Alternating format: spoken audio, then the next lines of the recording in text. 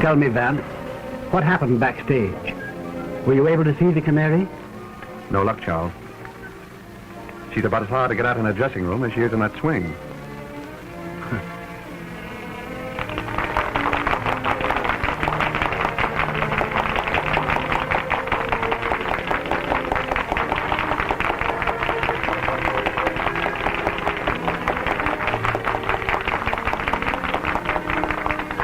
If you want an idea of what I ran into back there, let me point out a few of her admirers.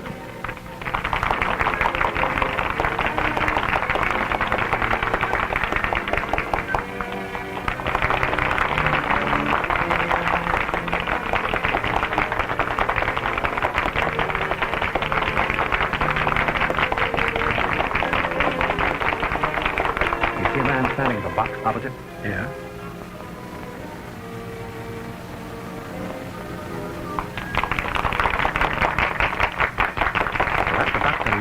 Oh.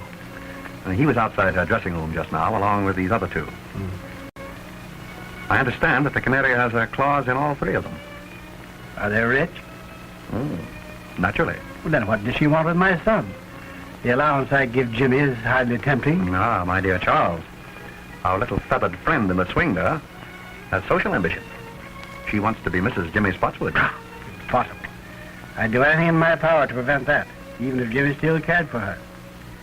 And I still believe that she'll listen to dollars and cents. I wouldn't be too sure of that, Charles. As you know, I've more or less made a hobby of crime and criminals.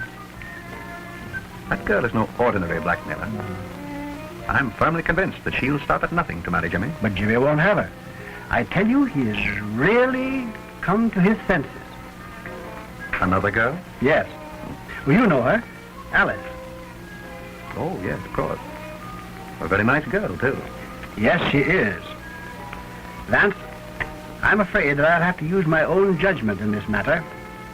I'm going to see this Canary at her apartment as soon as possible. Well, very well, Charles. But, act quickly. Oh, I know you'll smile, but... You know, I have a strange premonition that the Canary is headed for disaster.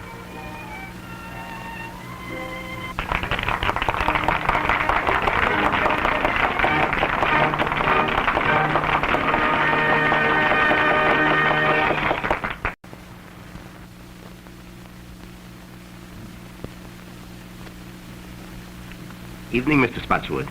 Hello there. Shall I announce you to Miss O'Dell? No, don't bother. That's perfectly all right. Very well.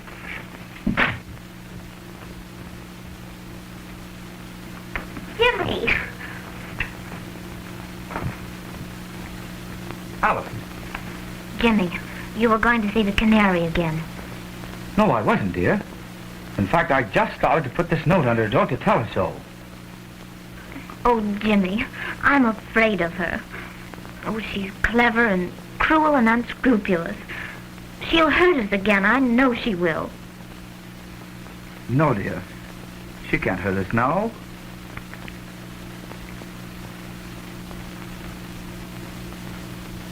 Boy, will you announce my name? Never mind. Yes, sir. Hello, Jimmy. Why, hello, Dad. Good evening, Alice. Good evening, Mr. Spotswood. You know, I'm delighted that you and Jimmy have made it up again. Thank you. You know, I'm going to try to show you that all showgirls aren't like, well, Like the canary, eh? yes. Yes, I want to talk to her. Do you suppose she's home yet? I suppose so. No, Dad, you're a regular guy for helping me out with this thing. You know, if the canary ever came between Alice and me again, I don't know what I'd do. I don't know what I'd do. It's all right, Jimmy. I'll do everything I can. Shall I go along with you? No, I can handle this better alone. I'll send in my name now.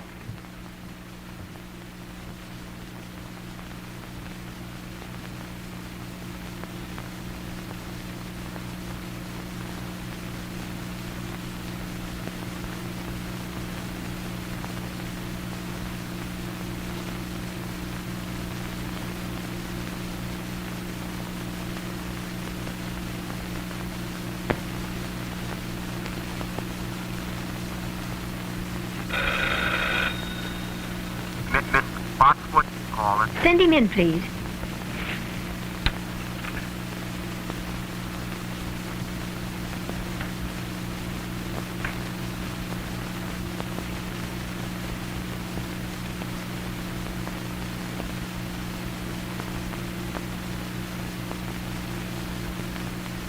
Good evening, Miss O'Dell. Good evening.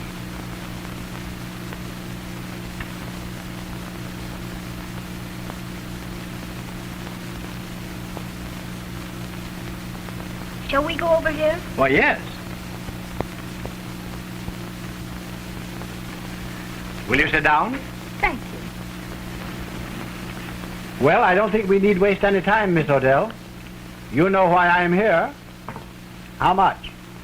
Nothing doing, Mr. Spotswood. I've decided to marry Jimmy. I'm afraid that marriage is quite out of the question, Miss O'Dell. Oh, you're sure about that, are you? I'm positive. Well, how would you like me to tell the world about Jimmy's embezzling from your bank? What? You heard me. You know, Jimmy has a weakness for writing letters, and I have a weakness for using them. If Jimmy did write you a letter, you'll tear it up. Now, before I leave here.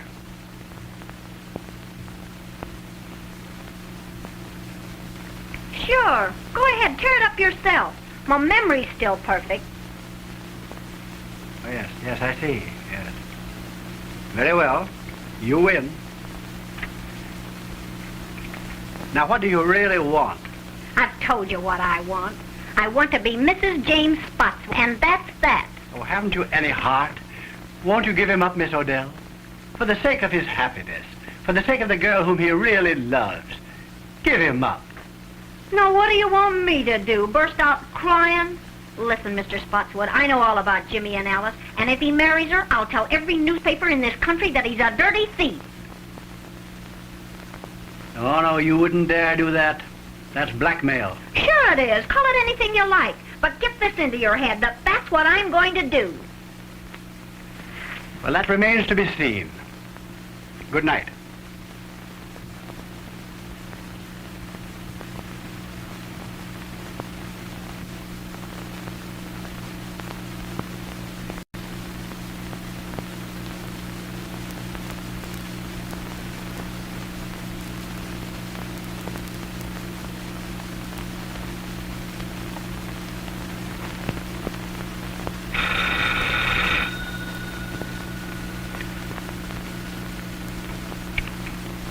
Mr. Cleaver, please. This is Mr. Cleaver speaking. Now, see, Mr. Cleaver, the great reformer. Yes. Well, this is your favorite weakness. Margaret! Don't get nervous, baby. I've got some news for you. Good news? Yes, darling, I'm going to marry young Spotswood. Well, May I send you my heartiest congratulations?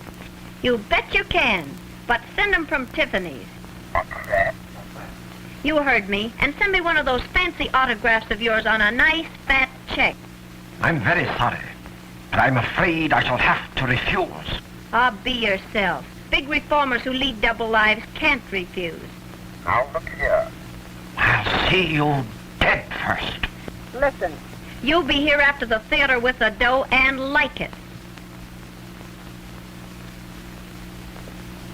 The little rat.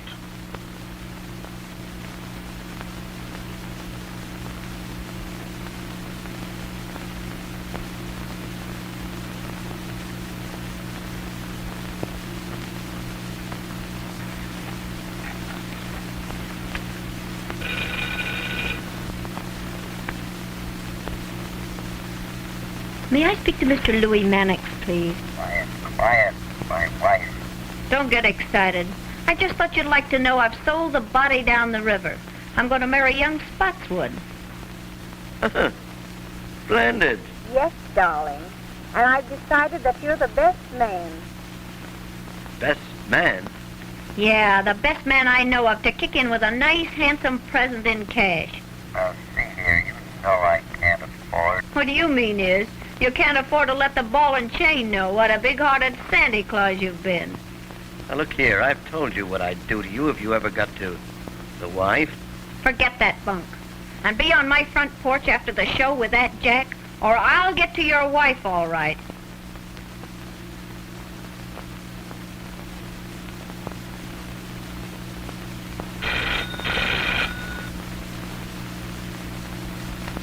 It's Dr. Lindquist speaking.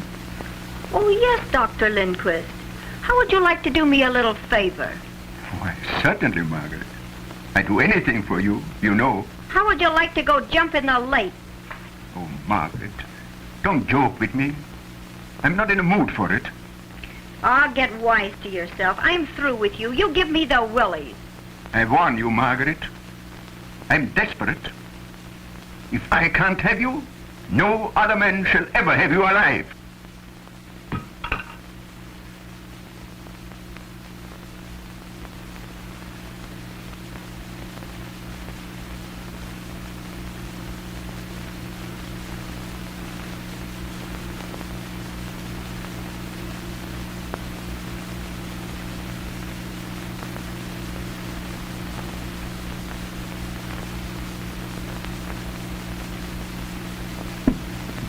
Tony, In person, baby. How's my little squaw? I thought you were still in jail. Well, I got tired of the big house, Mrs. Skeel, so I dropped in to see my little wife. I'm not your wife. How come? I divorced you 6 months ago. Yeah? Listen, baby. A little thing like a divorce don't mean anything to me. I heard you taking those suckers down over the phone. And I'm in and in on the works. 50-50. You big crook. You're not in on this one. Don't, you big heel. Say, I ought to bump you off. You're doing your swing for it. Yeah? Well, maybe it'd be worth it. Now get this. I'm in on this racket. I'll be back for my cut. Yeah? Try and get it.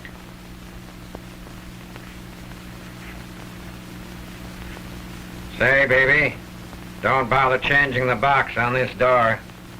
The lock I can't pick is still in Yale.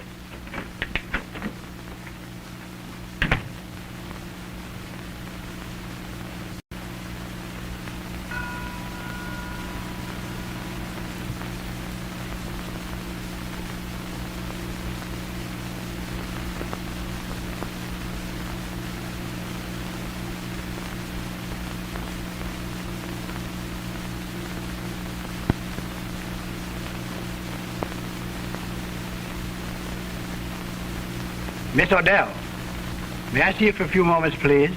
It won't get you anything, but come ahead. Thank you.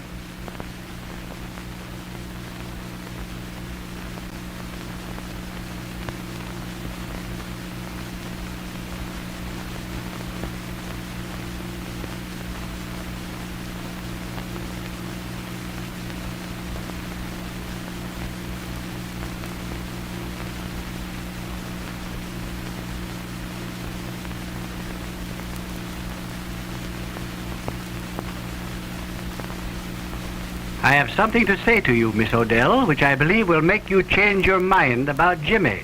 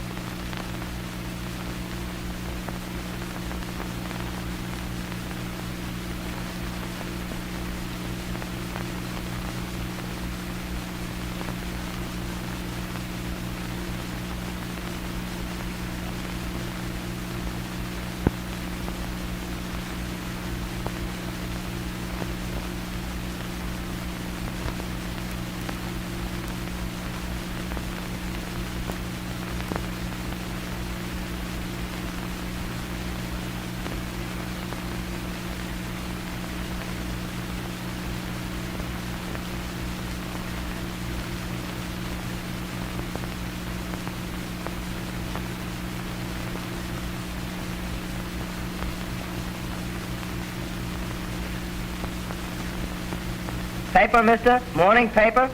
No. No. No.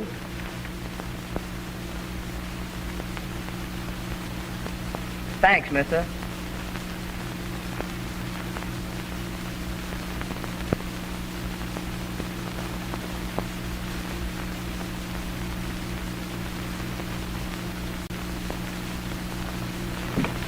Very well, Miss O'Dell. That suits me perfectly. Take it over tonight, and I'll come for your answer in the morning. Good night. Boy, would you call me a taxi, please? Yes, sir.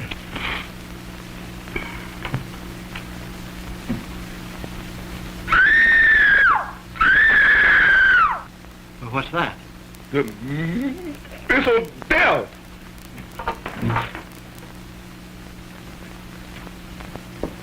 Miss O'Dell, what's wrong? Something startled me, Mr. Spotswood, but I'm all right now. Are you sure you're all right? Yes, quite sure. Run along home and come back in the morning. Oh, very well, then. I'll see you in the morning. Good night.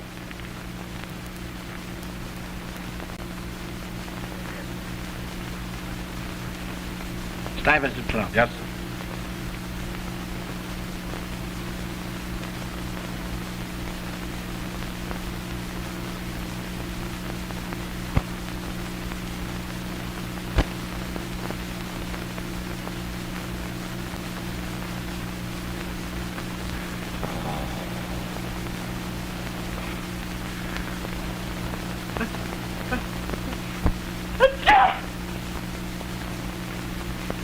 Say, fella, what's the big idea in you coming in here late? Me late?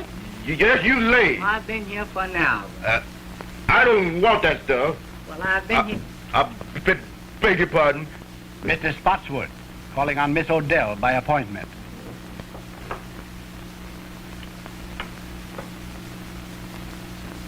She don't answer.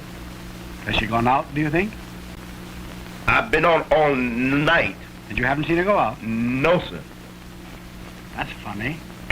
Do you suppose she can be ill? But we may go and knock. Yes, let's do that.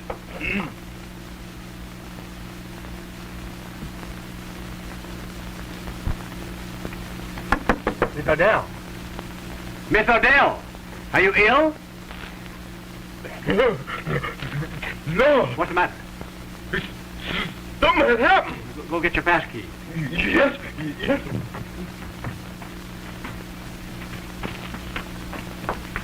Say, fella, it's running to get a cop. And say, get a big one, too.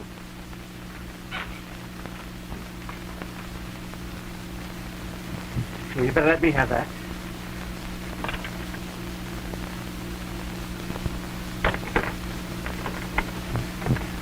What's the matter here? Something's happening there, officer. You'd better take that key and go in.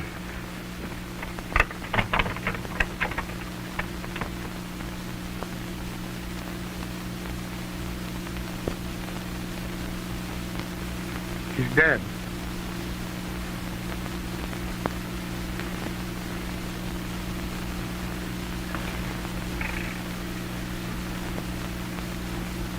Police headquarters, please. Patrolman Cassidy speaking. There's a woman dead at 184 West 71st Street. It looks like murder. Okay, Cassidy.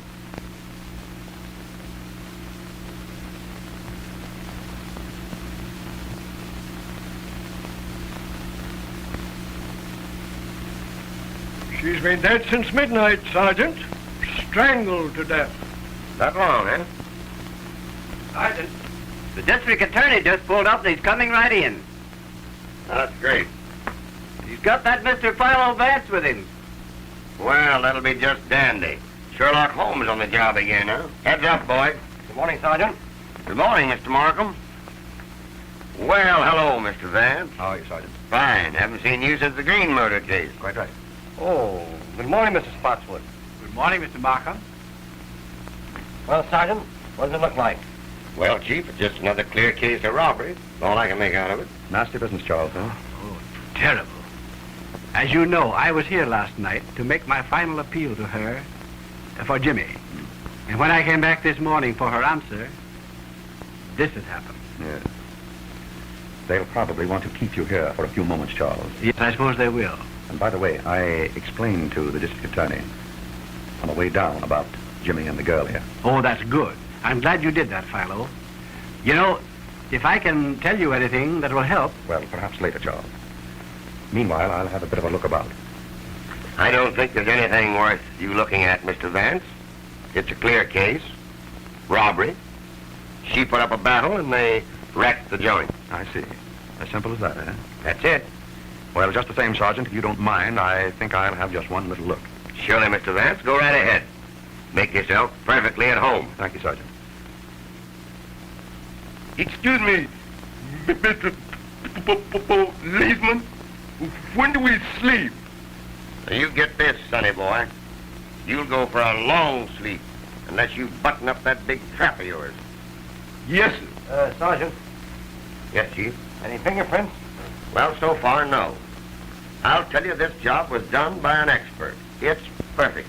Yes, that's just the trouble. What's that? It's too perfect. Well, that's a little over my head, Mr. Vance. Just what do you mean by too perfect? Well, Sergeant, what usually happens when a heavy lamp like that is knocked off a table? Well, I don't know, but I'll bite. What does happen? It usually smashes, doesn't it? It might. Well, look at that one. Well, what about it? It was simply that lamp was placed there to give the effect of a struggle.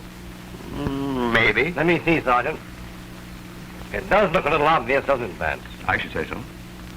Hey, boy. What happened here last night after you heard Miss O'Dell scream and you and Mr. Spotswood ran down the hall to her door? Well, she said she was all right. And I called Mr. Spotswood a taxi cab. And you got away with it? Yes, sir. That's right. What time was this? It's on the call sheet there I gave you. About... Never mind. I can read it. 12:10. Now, Mr. Spotswood, where did you go last evening after you left here? I went directly to the Stuyvesant Club. That's right, Sergeant. I met Mr. Spotswood at the club shortly after 12. We played poker until almost daylight, I believe, wasn't it? It must have been. I know it was long after 4. Oh, yeah, you mentioned that coming down here, Vance. Right. That'll be all for the present, Mr. Spotswood. Thank you, Markham. But if you do want me later on, Mr. Vance has my number. Quite right. Goodbye. Goodbye. Goodbye, Goodbye, Philo. Charles. I'll phone you. Go right ahead, boys. Joe.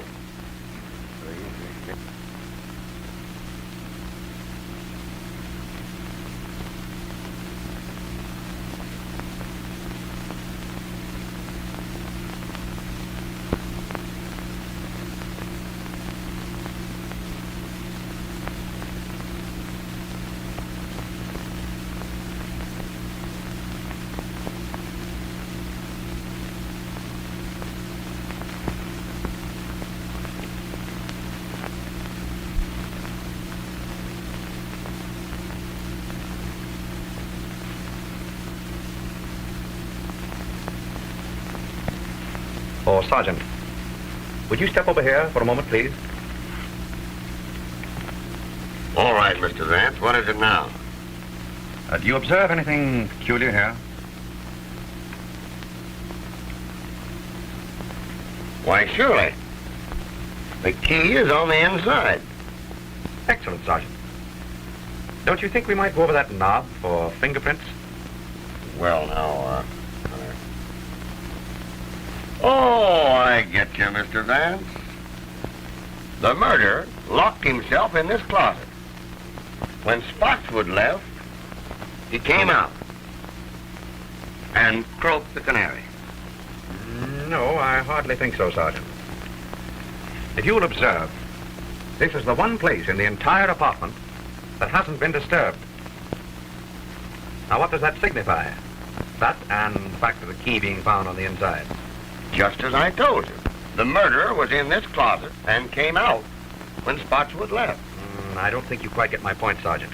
If the murderer had been in here, he would have upset this closet as he did the rest of the apartment, wouldn't he? Well, yes, I guess he would. Precisely. Gentlemen, it was someone else who was in that closet while the apartment was being ransacked. And that someone witnessed the murder. Through the keyhole. Splendid, Sergeant. And if you'll find who was in that closet, I think you'll learn from him, or her, who it was that killed the canary. Sergeant, get the fingerprints, will you? Oh, Joe. Oh, Sergeant, you might check up on the other apartments. Mr. Vance and I are going outside.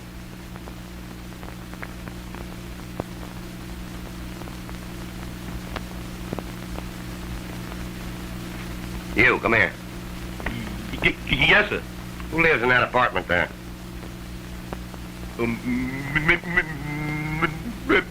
Miss Alice LaFosse. Isn't she the dame that had the battle with the canary the other night over young Spotswood? All right, all right.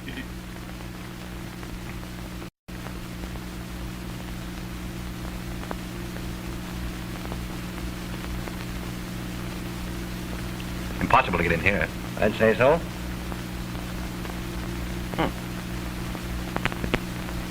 Well, what's this?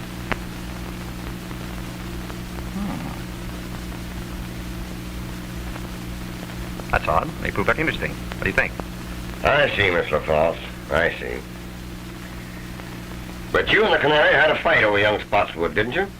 Why, yes. We did have a fight. You see, she took Jimmy away from me and got him into trouble. But that's all over now. Jimmy and I made it up just day before yesterday. You didn't see young Spotswood last night, did you? Why, yes. He brought me home from the theater. Uh-huh. So he was hanging around here last night, was he? Yes, but he was with me until after 1 o'clock. Now, wait a minute, lady. Wait a minute.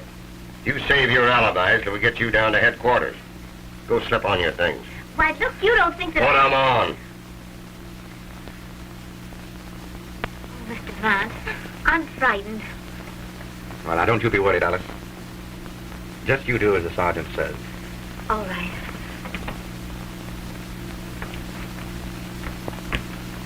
You know, I'm beginning to question this robbery theory, Mr. Vance. You and I were right.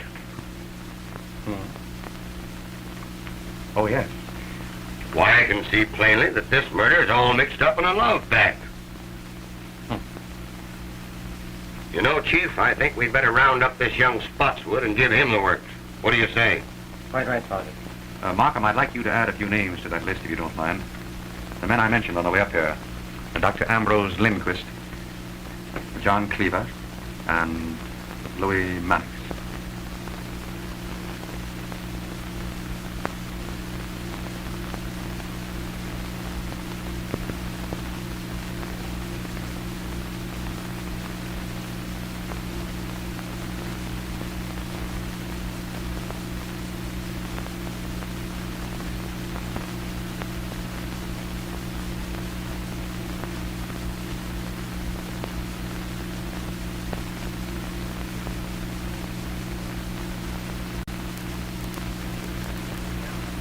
Well, young man, what do you know about what happened at the Canary's apartment last night? Nothing. But look here, sir. That has nothing to do with Alice. I mean Miss LaForce. The papers say the Canary was murdered before midnight. And I tell you we were together the whole time.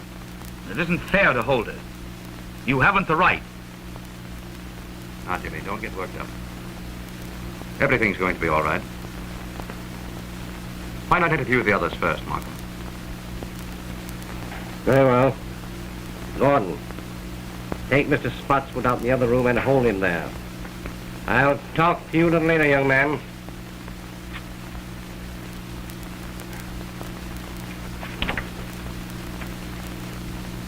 Theo. Well, who's next on the list? Mannix. I'd like to make a bit of an experiment, Markham. Have you a pad and pencil there? Yes.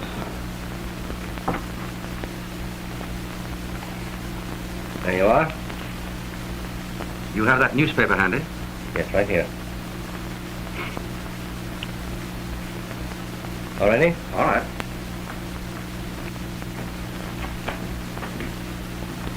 Good morning, Mr. Vance. Good morning. Mr. Markham. Good morning. Will you please take a seat? Thank you.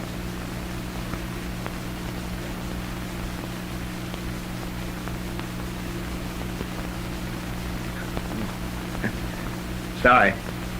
Mr. Mannix, there are a few questions I'd like to ask you. Questions?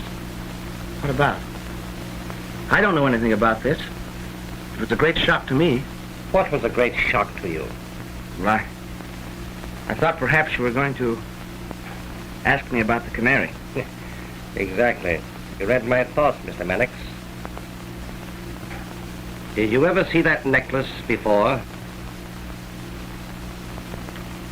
Why, yes. Fact is, I gave that to the Canary. Little token of esteem. Nice girl, the Canary. I'd met her once or twice. Casual acquaintance. Rather an expensive gift to give to a casual acquaintance, isn't it? Do you know that the Canary was strangled with that necklace?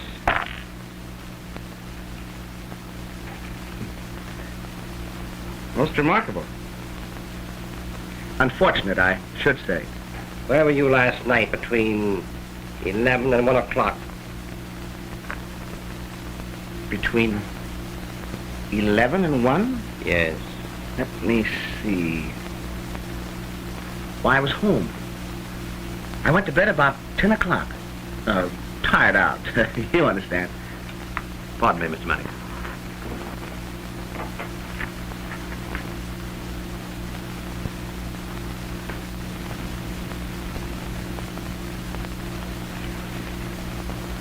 Any comment to make, Mr. Mannix? Odd habit of mine, drawing triangles. Mr. Mannix, if you were in your bed last night at 10 o'clock, how did you manage to drop that newspaper just outside the Canary's apartment? That edition isn't on the streets until 11.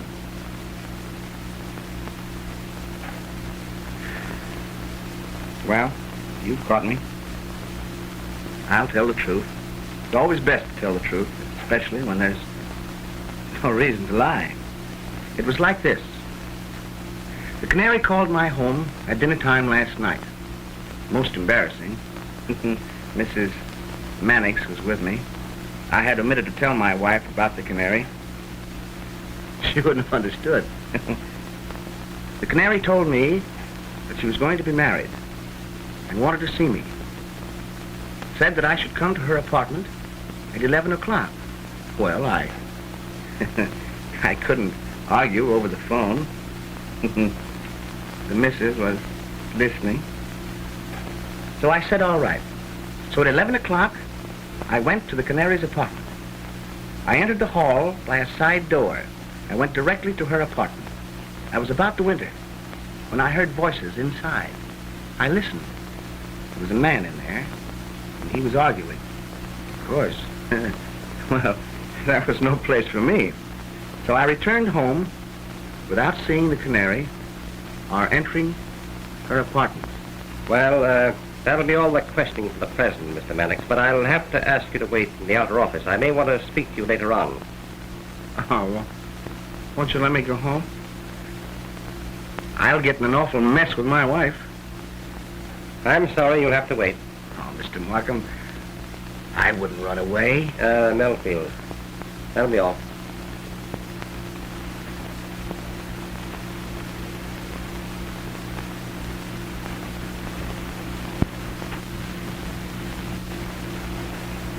Mr. Markham, you got to help me square this with my wife.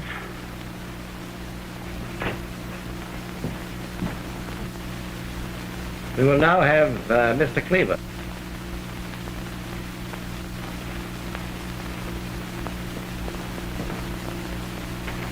Good morning, Mr. Cleaver.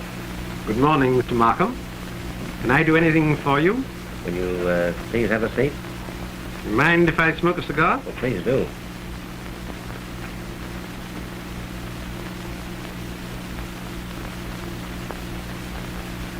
Mr. Cleaver, do you mind if I ask you some questions? Why, of course, if I can be of any help. Where were you last night between 11 and 1 o'clock? Motoring up the Hudson in the moonlight, alone. Though I don't see what that has to do with the district attorney's office. Well, only this, Mr. Cleaver.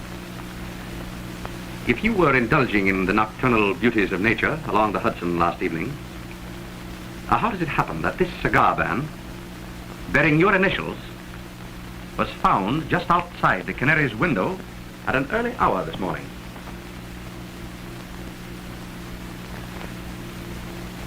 Well, if I was passing the Canary's apartment, you can't twist that into a crime. Oh, then you did pass her apartment.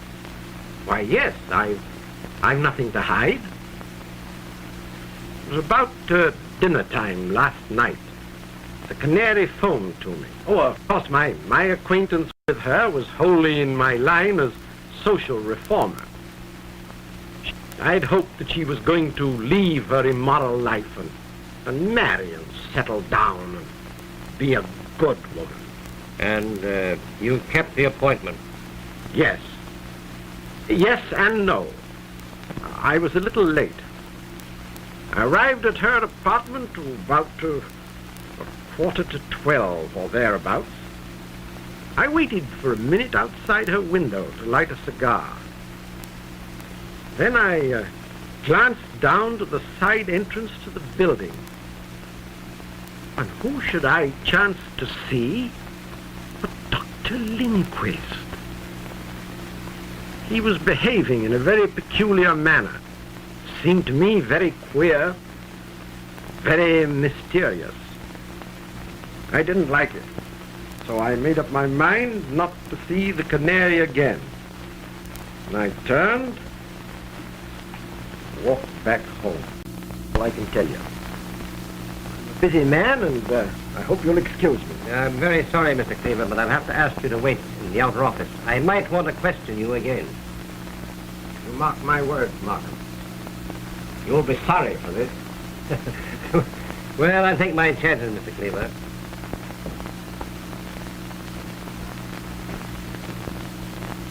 Charming fellow, Cleaver. Yeah, Robert. By the way, Vance, I didn't see you pick up this cigar band in front of the Canary's apartment this morning. I didn't. Where did you get it? From your wastebasket. Wastebasket? Cleaver dropped it there when he entered. I took a chance on his not remembering that. It seemed to work. Well, I'll be... Very good. Dr. Lindquist. Go. Come on, Doctor. Take your hand. We caught Dr. Lindquist just as he was leaving town. It's a lie. I was on the way to a patient. Won't you please sit down, Doctor? I'd like to ask you a few questions.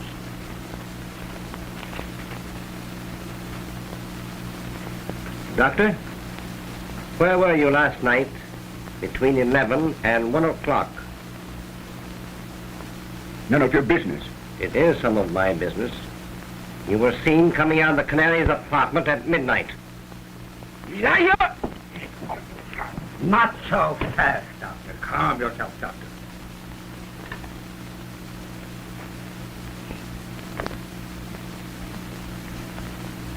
I'm sorry. I lost my temper.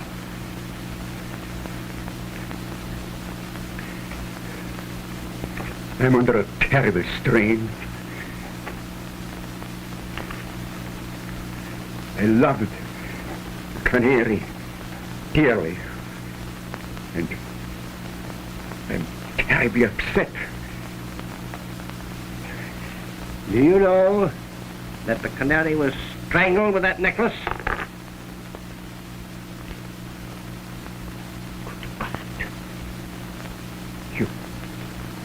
You don't accuse me? But Dr. Lindquist, there's really no need for you to be excited. Now, Mr. Markham here is merely trying to find out what you know. No. I know. One moment, Doctor. Markham, don't you think that we might postpone the interview with Dr. Lindquist for a while? Why, what? Very well. That'll be all for the present, Doctor. I'd like to have you remain in the outer office.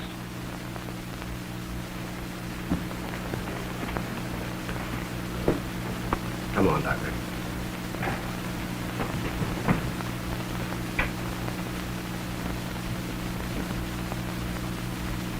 What was the idea, Vance? We had him when he was about to tell us everything. Well, on the contrary, Markham, in his present extremely excited condition, I very much doubt if he would have told us anything. I do think, however, that if we give him a chance to cool off a bit, he's very likely to tell us the truth. Well, perhaps you're right. Good morning, Sergeant. How are you, Sergeant? Good morning, Chief. Hello, Mr. Vance. Take a slant at those. There's the Canary's jewels. They were found in an ash can about a block from her apartment this morning. I guess that kind of disproves the robbery theory. We were right, Mr. Vance. Hmm? I say we were right. Oh, yes. Yes, apparently we were, Sergeant. Now it's up to us to find another motive. Yes, quite right, Sergeant. You know, Markham, I've been thinking this over all morning. And I believe that I can come pretty close to the psychology of the man who committed this murder.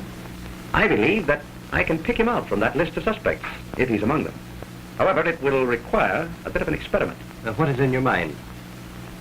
Well, I'd like to use that conference room of yours there for a friendly little game of poker with your suspects. Well, now, that's a cute idea. Just what is your idea, Vance? Well, just this, Markham. A man's true nature always comes out in a game of poker.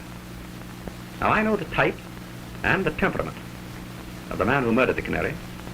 And in a game of poker, I believe that I can come pretty close to putting my finger on him. That's a new way of catching crooks. Take it easy, Sergeant, will you please? Well, go ahead, Vance. The experiment can do no harm. Quite right. Now, I'd like to have the sergeant's help. Well, I'd be very glad to help you, Mr. Vance. As long as you don't try to hang the murder on me. Sergeant, will you take Mr. Vance's orders, please? Okay, Chief.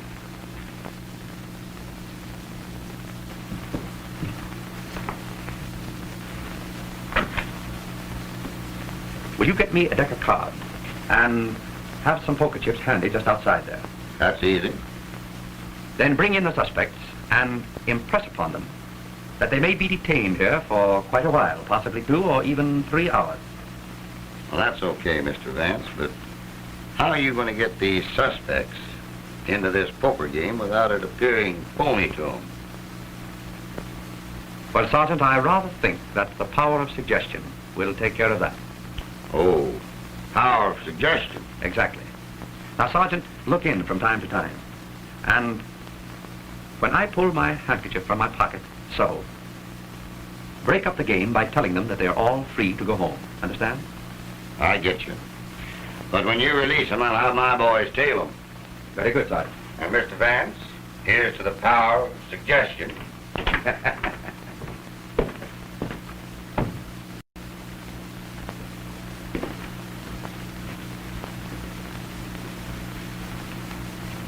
Jimmy?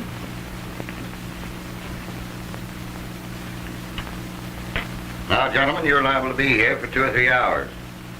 Perhaps longer. That's outrageous. Just make yourselves at home.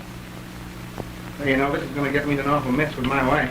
That is of no interest to me, sir. I'm sorry. What's the idea, Mr. Vance? Well, what are they going to do with Alice? Now, Jimmy, don't you worry. Nothing's going to happen to Alice. Say, Mr. Vance, you know, this is going to get me in an awful mess with my wife. My wife's a wonderful woman and all that, but sometimes she just doesn't understand me. The last time I was a little indiscreet, it cost me a fur coat. I hate to think what this is going to cost. But don't you think if you put... Oh, I beg your pardon, I'm sorry. Mr. Vance, you haven't got an extra pack of cards, have you? I'm sorry, Mr. Mannix, but you're welcome to these. Oh, no, thanks, just the same. I wish we could play a little cards. Say, that's a good idea. How about poker? I'm agreeable. What about the others? Dr. Lindquist? Anything to pass the time. Mr. Cleaver? Well, as a rule, it's against my principles. But I suppose on an occasion like this one can relax. Just draw up chairs, gentlemen. Thank you. Sergeant, how about some poker chips? Surely.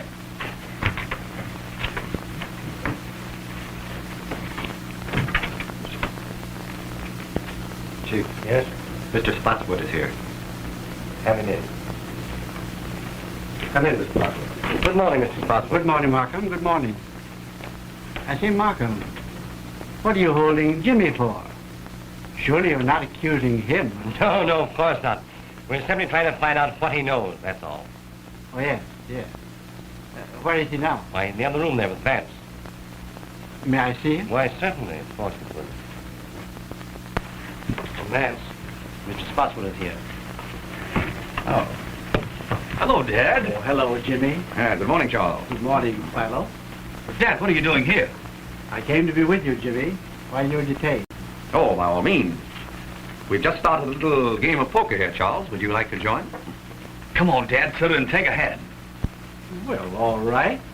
I'll sit in. That'll be fine. Suppose you take that chair, Charles. Thanks. Gentlemen, this is Mr. Spotswood. Mr. Mannix. How do you do, Mr. Mannix? Dr. Lindquist. Doctor. And Mr. Cleaver. Mr. Cleaver, how do you do?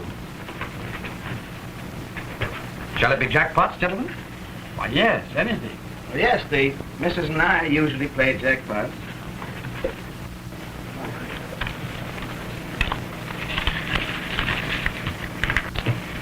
Cards? 3, Mr. Vance, please.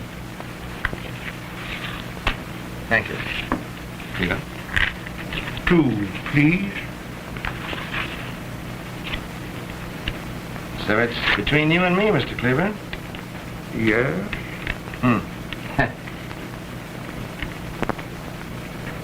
I'll bet a white one.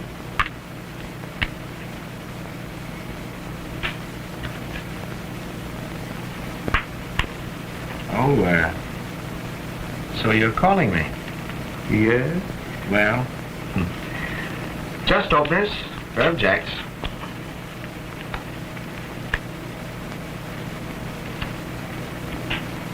Three aces. Oh. So you called a one-chip bet with 3 aces.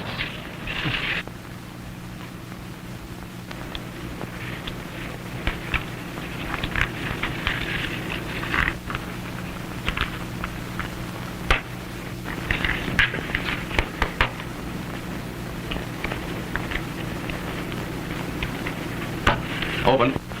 I'm out.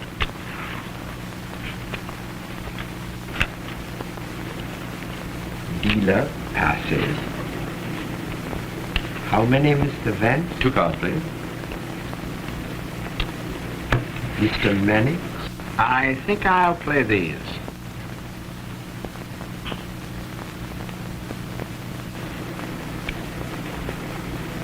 I'll check the bet to you, Mr. Mannix.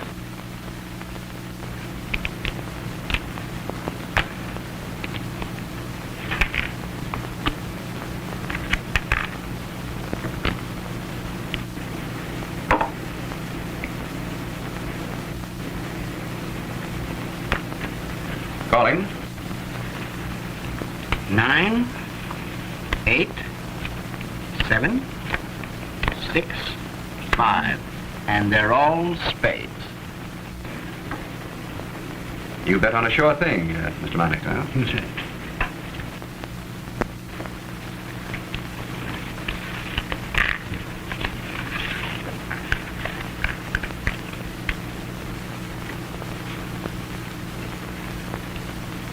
I open for 1. I'll stay. Oh, let's make it a little more interesting. 10 more. Well, that lets me out. I'm out. And me. I'll stay with you, Charles. Cards, gentlemen. 3 for me, please. 1, 2, 3. Mr. Spotswood? I have plenty.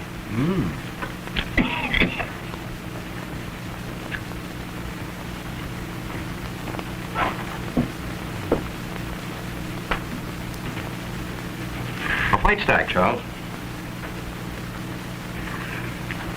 2 white stacks. Hey.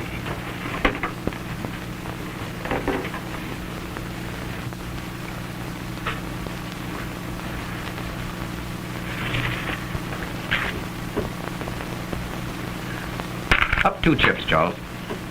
2. Oh, you want me to do the betting, eh? All right.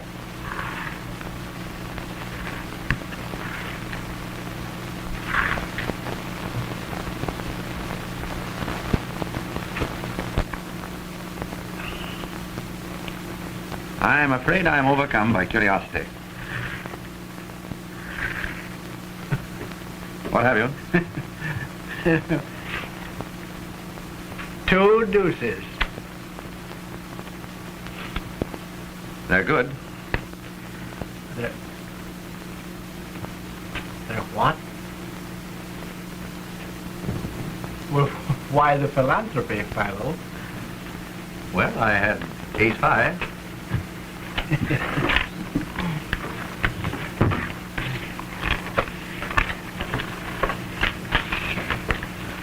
Pardon me, Mr. Vance.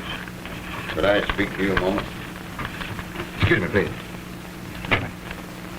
We've traced the fingerprints, and this is the bird that was in the closet that saw the Canary murder. Gentlemen, here is the man who was in the Canary's clothes closet and who witnessed her murder. Well, I shouldn't like to be the man he saw.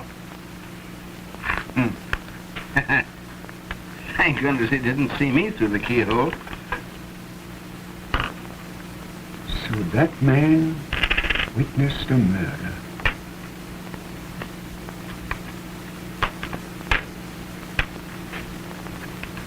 Singularly unattractive countenance. Well, if he knows, why doesn't he tell who did it?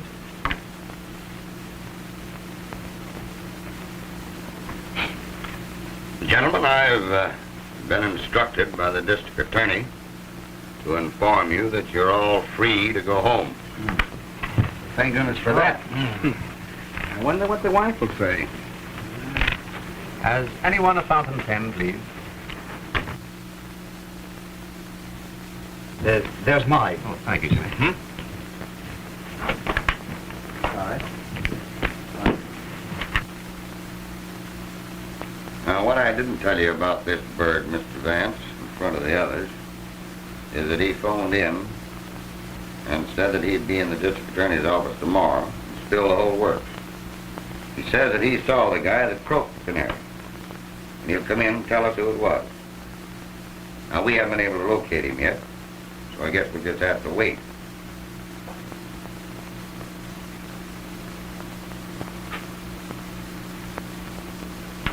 Well, Sergeant, that takes the matter out of my hands.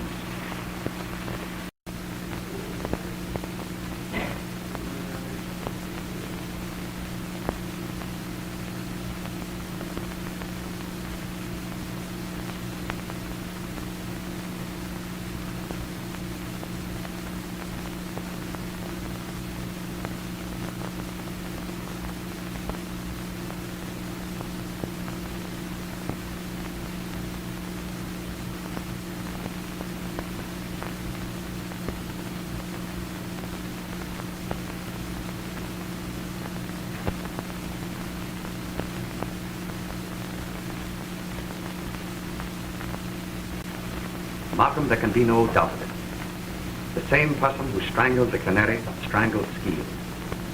This new murder was done to cover up the first. Skeel was obviously blackmailing the canary's murderer. He threatened to inform the police of what he had seen through the keyhole of the closet. And when the murderer learned yesterday at the poker game that the police knew who had been in the closet, he put Skeel out of the way at the earliest possible moment. I believe you're right, Vance. Oh, bless.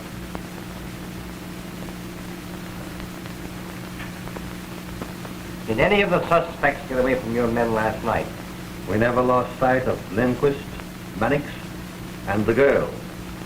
But young Spotswood and Cleaver gave us the slip. That'll be all. Okay, Chief.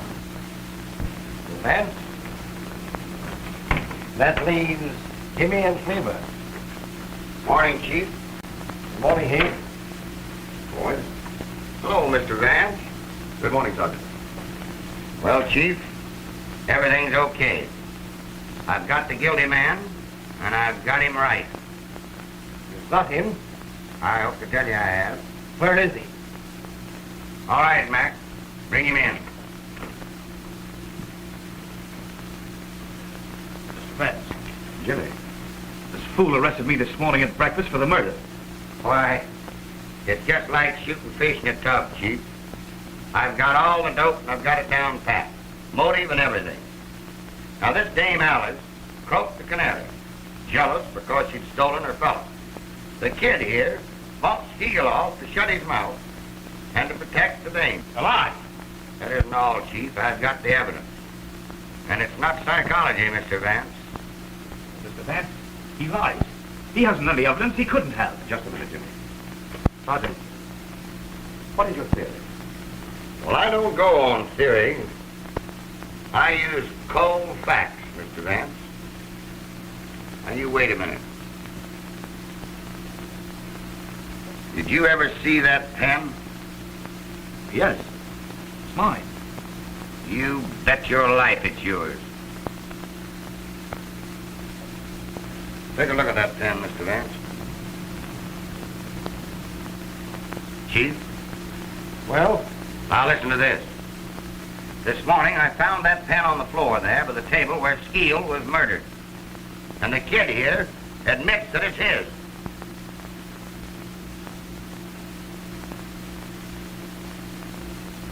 Well, young man, what have you to say?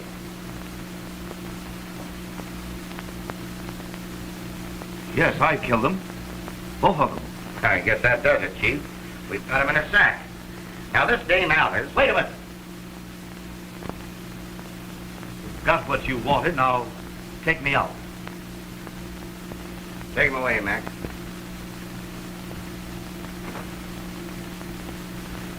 Well, I'll see you later at the office, Chief. All right.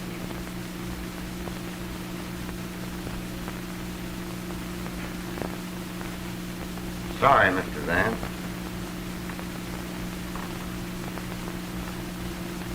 Well, Vance, I guess that closed the case. No, Markham, it doesn't. What do you mean? I mean that the boy is not guilty. Well, that's nonsense. Not nonsense, Markham. Because I know who is guilty. Come now, Vance. I tell you, Markham, I know. And inside of 1 hour, you'll know too. I'm going to telephone at once to the real murderer and have him come to the Canary's apartment. And I want you to be there. The boy has confessed everything. Markham, if you don't meet me there, you'll be the laughing stock of New York in 24 hours. Because I'll have the confession of the real murderer. Well, all right, Vance, if you want it that way. I'll be there.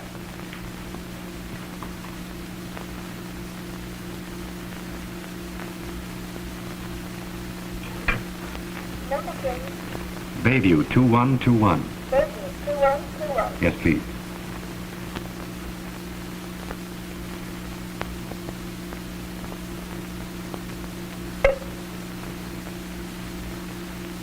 This is Philo Vance. I want to speak with Miss... Oh, hello, Philo. How are you? I didn't recognize your voice. I've something of extreme importance to tell you. Jimmy has just been arrested. He has confessed to the murder of both the Canary and Skeel. Do you understand? Yes, I understand, Philo. Jimmy is not guilty. I am the man you want. How soon will you meet me at the Canary's apartment? It'll take me almost an hour to get in from the country, but I'll be there. Good.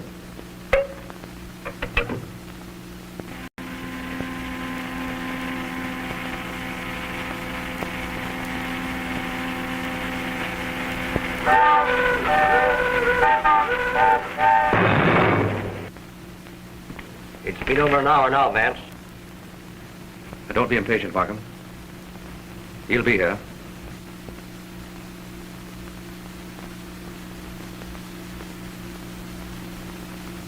Who is it you're expecting? You wouldn't believe me if I told you.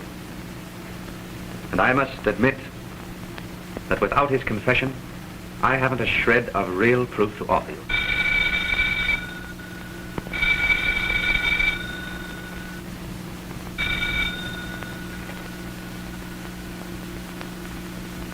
Hello? Yes? This is Mr. Vance speaking.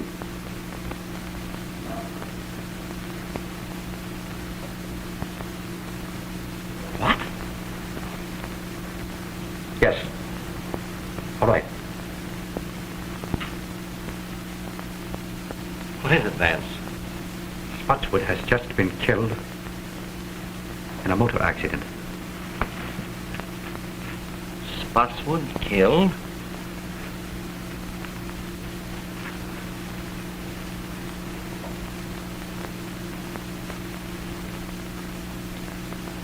My sympathies, old man. I know what great friends you were. It's worse than you realize, Markham. It was Spotswood who killed both the Canary and Skeel. Spotswood? I've known it ever since the poker game. But how could you know? Sit down, Markham. It wasn't really so difficult. Remember, the man who committed this particular crime must have had certain definite qualities. A mind capable of working out a well-planned and brilliant course of action. Willing to take a desperate chance and see it through. Now consider the men in the game. Jimmy, I ruled out at the start. But I'd known him as a boy, and his youth and impulsiveness were hardly consistent with such an obviously premeditated murder. Lindquist was far too excitable and erratic to have plotted such a carefully calculated crime. Cleaver, much too cautious and entirely lacking in the necessary boldness. Mannix, timid, and unwilling to take any risk except upon an absolutely sure thing. The only man at the table with enough imagination to plan such a crime and with sufficient self-confidence and daring to carry it through was Spotswood.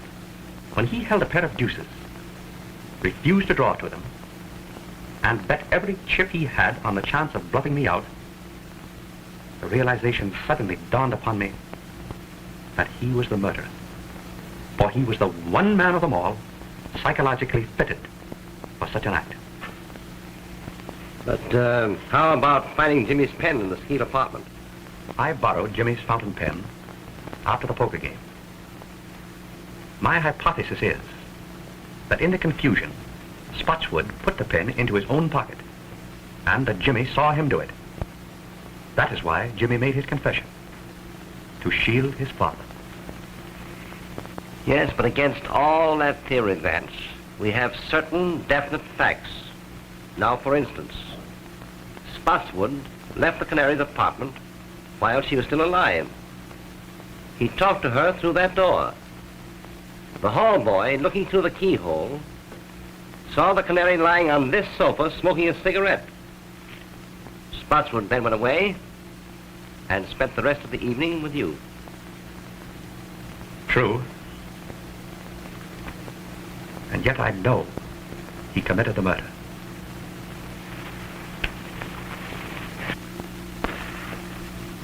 And I've got to find out how he did it.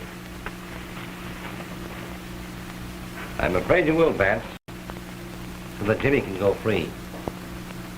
Spotswood himself was coming here to tell how it was done in order to free Jimmy. And now he's dead. I've got to solve it.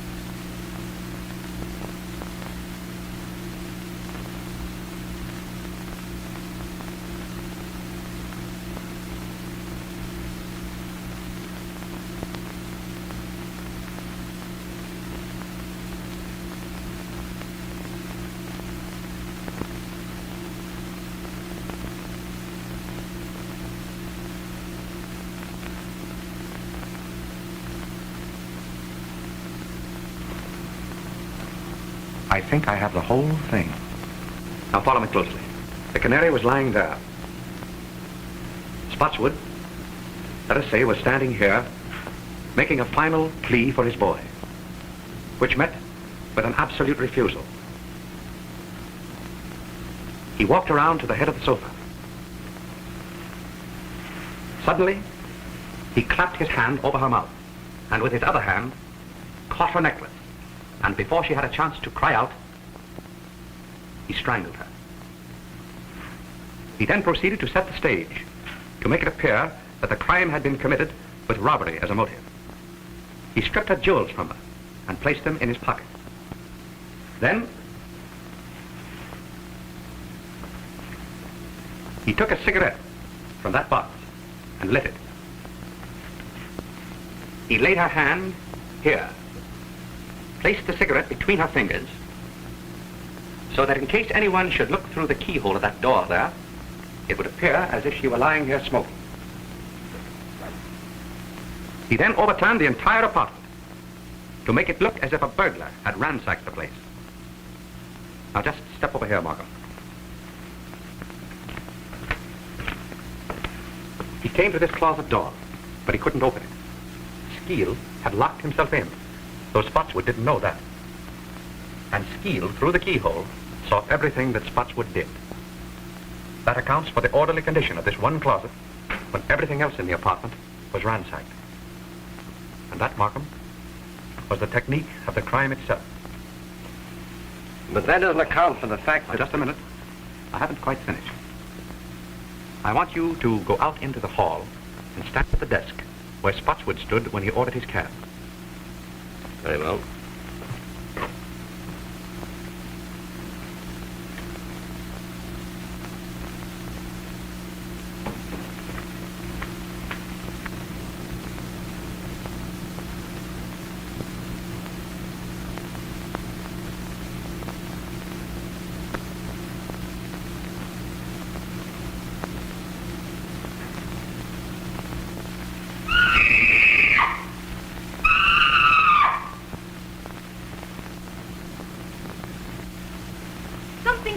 Me, Mrs. Spotswood. But I'm all right now.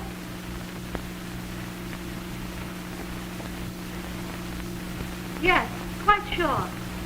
Run along home and come back in the morning. You understand now? This record was Spotswood's alibi. Undoubtedly, the reason he returned here the next morning was to get it back. But he was prevented by the arrival of the officer who entered the apartment with him. The canary was dead, and the scream issued from the apartment that night. She was dead when she apparently spoke to Spotswood through the door. But what clue led you to the phonograph record?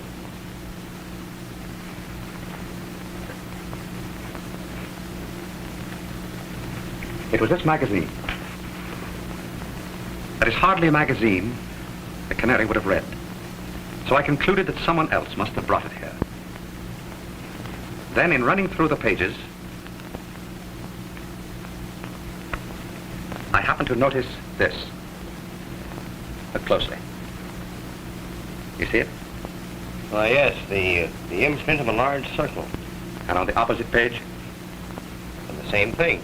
Precisely. As if a disc had been pressed between the two pages. That brought to my mind the thought of a phonograph record. And suddenly, the whole plot became clear to me. It was the only way that Spotswood could have committed the murder and have produced a voice in the apartment after the canary's death. But I can't understand how he could have reproduced the canary's voice. It wasn't the canary's voice, Markham. Spotswood made that record himself. Probably it was his own voice, in falsetto. And remember, it was only necessary to fool the houseboy and for a closed door. Yes. I can see it all now.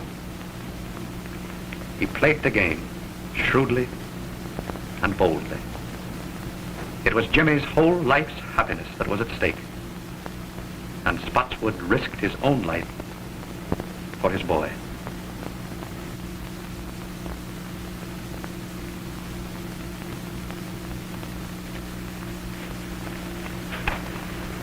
Goodbye, Mr. Vance. You'll never know how grateful we are. Goodbye, my dear. I wish you great happiness. Oh, thank you. Goodbye, Jimmy. Your happiness will come. Thank you, Mr. Vance. I can't say any more just now.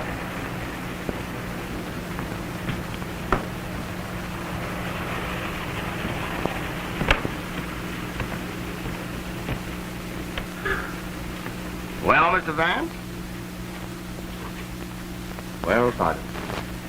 I guess we put it over again. Right you are, Sergeant. Many thanks. Well, I'll be seeing you later. Goodbye. Goodbye, Sergeant.